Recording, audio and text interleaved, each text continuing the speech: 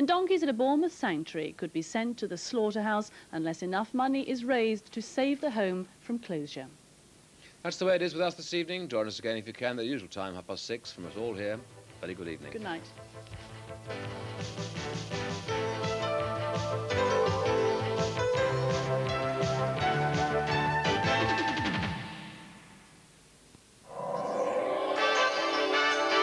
Programmes for Tuesday evening on BBC1.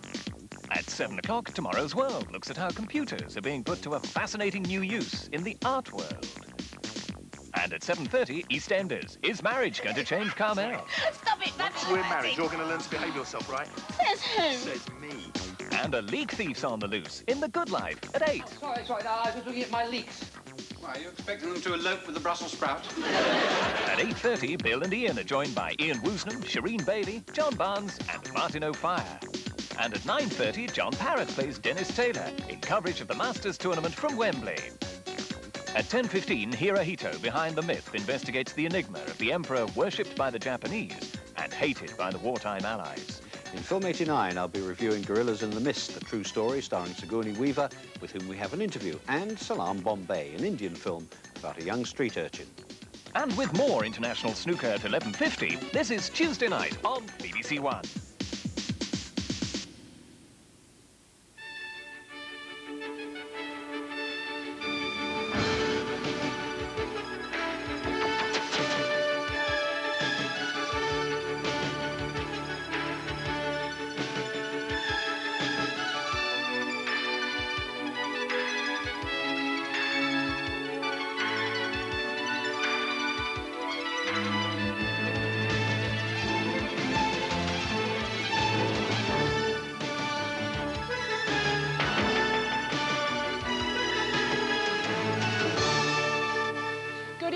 And welcome to Tomorrow's World Tonight, when we'll be visiting Leicester to meet the mechanical creature of the Black Lagoon.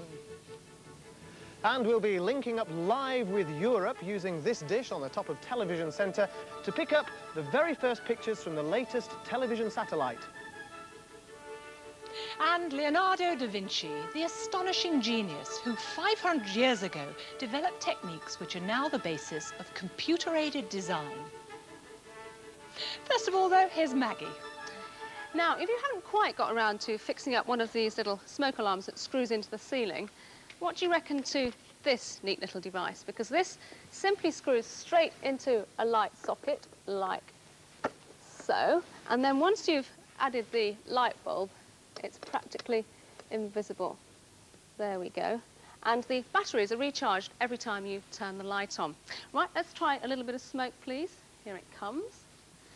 And the smoke will be sort of carried up here by the actual lampshade in the event of a real fire. And it'll work whether or not that light is on or whether it's off. It takes about 10 to 15 seconds to react to the smoke, so give it another 5 or so. Here we go. Here we going. There we go. Just needs the smoke just to build up. Lovely. Very neat. And now, on the subject of heat, here's Peter with a reminder of those heady days of summer.